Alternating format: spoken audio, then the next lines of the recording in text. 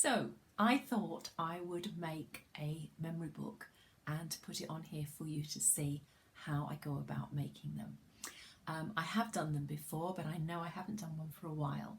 And the one I'm doing is actually one that we're going to be making on the memory book course that I'm running in November. If you're in Shropshire or close by to Shropshire and you'd like to have a go at it, I think there are 5 places left. Just go onto my website and you can have a look. But this is for everybody. So if you can't make it to the course, you can still have a go at making one. So I'm going to make an 8x6 hardback memory book. And today I'm actually going to show you how to construct the book. And then what I'll do is I'll add to the book each time I do a new page so that you can see how it builds. So let's get going. Let's make the book. Right, so we're going to go ahead and we're going to actually make the book itself. So I've cut 3 pieces of grey board, 2 at 8.5 by 6.5. You can see those are there. And then I've cut a spine at 8.5 by 3. So 8.5 by 6.5, 8.5 by 3, 8.5 by 6.5. Now this one I've prepared so that it's ready, and I've half prepared the spine. So I'm just going to do this one so that you can see how to put your tape round. Now I'm going to use Cool Cats Tiger Tape. The Architape again from Cool Cats is really good, but any thick black tape will do. So it doesn't have to be the one that I'm suggesting. Now, the way I do it is I put my tape, so this hasn't got a backing on it, and I'm actually running it so that it's hanging over the edge of my table. So then I know it's really taut. And I'm going to start by putting it on one edge. Then I'm going to roll it round onto the second edge. Now I'm going to bring my tape back in. It's not quite straight. Keep it taut with my other hand, but not so taut it tears. And I'm going to bring it round onto its third edge. So then I'm going to get my scissors and I'm going to cut it off at the third edge. So I've now got 3 of my edges with tape on them, although at the moment the tape is sticking up. So I now want my foam folder or whatever you're using, and I'm just going round the edge of the grey board. Don't press too hard because the grey board is quite flimsy. Although it is grey board, it is flimsy and you don't want it to bend. So I'm just going round the edges like that so that it's stuck firmly in place. Now when you do the first side, this is more difficult because obviously you can't lay it down. But what we're going to do is we're going to cut. It's really also very difficult for you to see, but you'll see what I mean in a minute. We're going to cut a little V, but we're not going to cut it right off. So this was a trick I got from Maggie, I think, from Cool Cats. So you're going to pull, oops, I could just not pulled it in quite tight enough. Pull that little piece in the middle in nice and tight so that you've got that little piece there. And we're going to do the same on this edge. Now be careful because what you don't want is for it to be sticking down anyway. You don't want it sticking down yet. So a snip there, a snip there. Now if you do accidentally snip it off, it doesn't matter, but this just gives you a slightly neater edge. You can always go over it with a pen if you do snip it off and you've got any grey board showing. And then I'm just going to gently roll this down into place. Don't press it hard, but just roll it into place and then turn it over. And now you can go round the other side and give it a bit of a press with your bone folder. Okay, so now we can do the same on this side, only it's a little bit easier. So a snip, and we can lay it down, and you'll be able to see it better now because I can open it flat, push that bit in, and push that bit over. So you can see very much more easily on this side. So I'm going to do the same here. Snip in but not quite to the corner, snip in but not quite to the corner, and then if I open those up you can see that little bit sticking up. That little bit is going to be pulled into place, and now I can push these other edges into place. And this tiger tape is very, very forgiving. You can get most of your little creases out of it. It is very, very forgiving. And I'm going to come back over onto this side and do this edge as well. So now I've got my two edges, my two covers done. So the spine, I've done one side of it. I'm now going to do the other. And this is really simple. The only thing I would say is don't go right to the edge. You don't need to because you're going to cover it. And you also don't want any sticking out. So I'm going to do it like that. Come round that way so I'm on the right hand. Oops. Start again. Come in a little bit like that. And then I'm just going to cut it in a little bit from the edge. So I'm just going to miter that very slightly. Those are fine because they're not going over the edge. And then just bring those two down like that. Okay, get that off my scissors. So now we're going to put this whole thing together.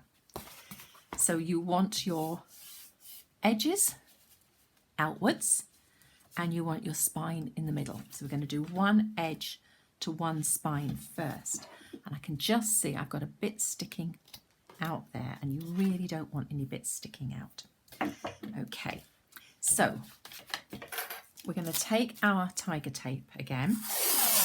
And I do like using the edge of my table to dangle it down. Okay, and I'm going to put my spine just about a third in. Doesn't have to be precise, but you need quite a big amount left. And then I'm going to use my 1/4 inch spacers. So I'm going to put one at the top. These just make life much easier. You can cut out a piece of spare grey board and use that if you want. It's just making sure you've got exactly the right space. And then that will go in like that. So your spacers, make sure you've got exactly the right spine you need. But you know, a little bit of grey board cut to 1/4 inch will do exactly the same job. And then I'm just going to pull that over like that. I'm going to take out that spacer like that, and then I'm going to bring this one around and pull it gently because it does tear. You don't want it to tear. And when I've got a join, I'm going to just cut that join off. And again, this tiger tape, you give it a good enough burnish. As Eric Morecambe used to say, you can't see the join. Okay, so I'm happy with that one. So I've got this 1/4 inch now. What I'm going to do is I'm going to take this edge and just go in there gently. Don't go in really hard. Then I'm going to turn it over and I'm going to do the same on this side. And I'm also going to burnish this while I'm there. I'm going to go in on this side. Then I'm going to come back and I'm going to go in again just gently. And then on this side. And then you should be able to just fold that and you've got no cracks and nothing going wrong. So I'm now going to do the other side. So the same thing again. Take my tiger tape over the edge of my table. That just keeps it taut. About a third. Like that. Doesn't have to be exact. It doesn't even have to be straight. You're not going to see most of this. And then that goes there. And the other spacer goes there. And then that fits neatly up against the other side. We're going to take the top one off. And we're going to fold that down. Now, if you live locally in the West Midlands to Shropshire and you want to do a memory book course, I've got one on the 24th or the 25th off the top of my head, I don't know, it's a Saturday anyway, of November, and we will be making a book with these covers. The covers will already be made for you. So if you are interested, just go to my web page and you can book yourself on. I think we've got about 5 places left, so we are nearly full. So then very gently in there, turn it over that side, very gently in there. I'm going to turn it back. I think that's good enough. It looks like it's flapping nicely. And very gently, I'm just going to burnish those a bit more. And yeah, that is beautifully folded. So that's going to be the size of the book, and you can see the spine there. So what I'm going to do now is I'm going to cover these internal covers.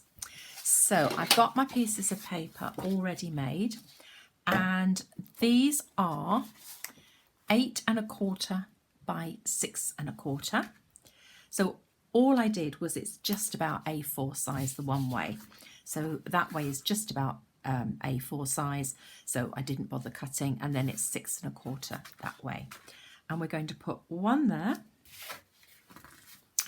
And we're going to put, one there. And then I've got the spine pieces, which are 8, just trying to remember now, I'm going to have to look, 8 1/4 by 2 3/4. So 8 1/4 by 2 3/4, just got something on there. So I'm just going to stick those into place. So you can see why it doesn't matter if your tape isn't absolutely straight and isn't absolutely joined, because you are going to cover the majority of it. And if you have got any little bits showing, a Sharpie pen or Peblo pen or something will just cover up any little bits of grey board that are still showing. I've got little bits of thingy stuck on me. I don't really want to get them onto the page. So that's going to go on there. That's going to go on the spine, like so. Okay. So that's going to go on the spine like so. And this is going to go on the other side. Okay. So that's going to go on to this one like so. And I'm just going to burnish all of this, make sure it's all nice and firmly stuck, because it's sticking to the tape like that, like that. And we're just go around these edges as well. And then I'm going to flip it over and do exactly the same measurements. So 8 1/4 by 6 1/4 and 8 1/4 by 2 3/4 for the spine. So we're going to stick these on. Now, I always, before I stick anything on, I place it, just in case I've messed up on the measurements. And it's just a habit I've got into. So I always place everything first so that I am absolutely sure I'm not going to mess anything up. So I'm just going to go round, round, round, and round, and then the spine. I'm just going to go round, like so. Now everybody has their own way of doing a spine. I was recently at a workshop, called Kat's Workshop, and I learned a new way of doing a spine. I'm going to use my way because that's the way that I will use in the workshop. And so I want everybody to see how we've built the spine up. So last bit on here. You can buy dies to help you with the spine. You can measure and score, and however you want to do it. I find this way the easiest way for me, and I do take on board that if I did a mega album with many, many more pages, I would probably need to use a spine, but I'm not. I'm only having 5 pages in here, and that will be plenty strong enough going straight on here. So this is how I build my spine and my pages. So I've cut a piece of card, I'm just trying to read it, 8 1/4 by 7 1/4. And then I've scored at 1/2 inch and 1 inch. So you should just about be able to see those score lines. And then what I'm going to do with the score lines at the top, I'm going to fold in on itself, always fold in from the middle. And I'm just going to burnish that really, really well. And then the second score line, I'm going to fold back on itself. Now, there's a very good reason for having the 2 folds. And that is to do with ensuring that the book, when you open it, folds right back flat. And I'll show you that in a minute. Now, this second part is completely optional. If I'm making a book to sell, which this one will be one to sell, I do this. Workshops I tend not to because I try to keep the costs down for everybody coming. But you can cut a second piece, which will be at, I've written it on one of these, there it is, 8 1/4 by 6 1/4. So it's the size of this page without these 2 flaps. And this just gives your page extra rigidity. And as I say, for the books that I'm selling, where I want them to look incredibly professional and sturdy, and I want them to last because people are going to put their memories in, then I will do this for those books. So I'm just lining those up at the edge, using my fingers to feel that it's straight. And then I'm just going to burnish that. So it needs to look like it's one piece of card. All the card I use on my books is 240. So everything is 240, which means I've now created something at 480. So I've done 3, so that's 4. So this is the 5th one. So with my score lines at the top, the first one comes in, and I'm going to burnish that. I want a crease rather than just a fold. And then I'm going to take it back on itself with the second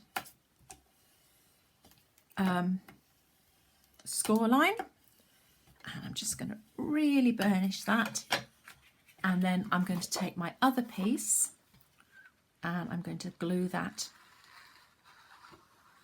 on to the back.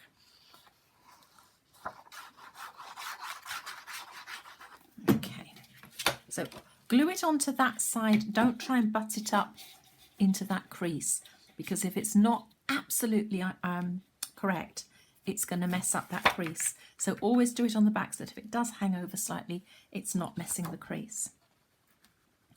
So I'm going to place that, whoops, into position as best as I can.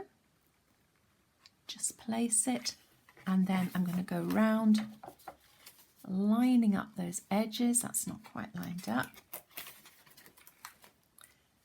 Lining up those edges like that, and just burnish that into place so that it looks like one solid piece of card. So, and you want 5 of these. So I've got 5. Your spine is 3 inches, and you'll see why we've got that extra ½ an inch in a minute. So what we're going to do is we're going to stick the spine in, and we're going to put the glue on the outside of the outer fold, all the way along, like that. And we're going to make sure we're not going to impact the hinge at all. And we're going to put the first one on like that.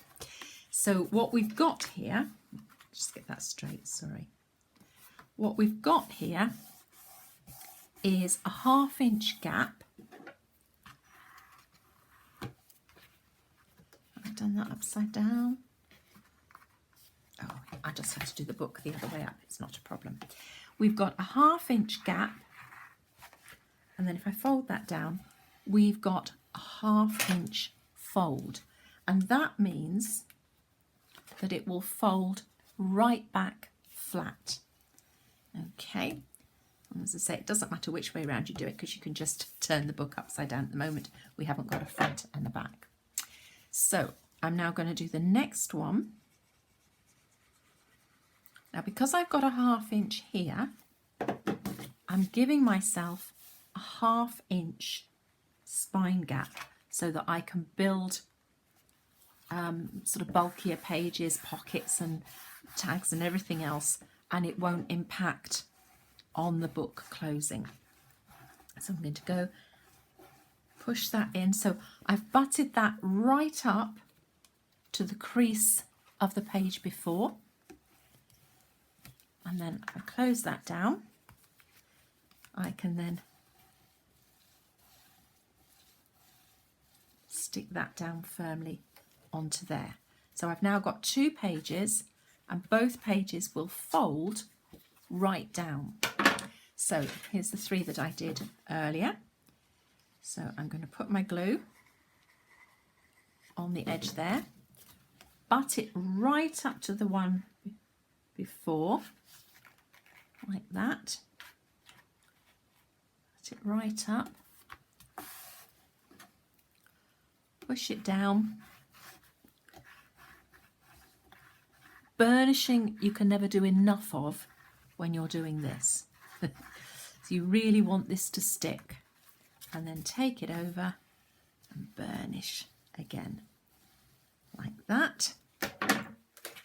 And then we'll do number 4. So glue along there, put that,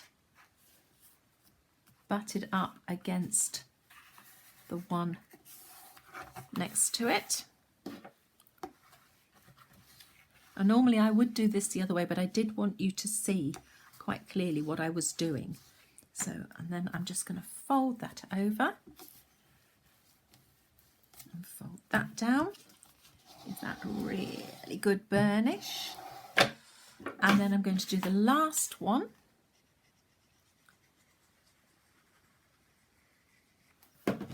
like so. I'm going to put that one in place, butt it up to the one next to it. Give it a really good bit of glue there. Glue will dry clear, so it doesn't matter. Give that a really good burnish and then bring that down. And what you will have is a 1/2 inch gap there, as you can see, so you can put your bulk on your last page as well. So that is your book. That way up now. Now it does have a right way up and you'll see what I mean. So your pages lie flat that way, and then when you turn them over, they lie flat that way as well. So that second fold means that they will lie flat both ways. So that's the actual book made. What I will do now is try and do some videos of putting the pages together. So thank you for watching. Bye-bye.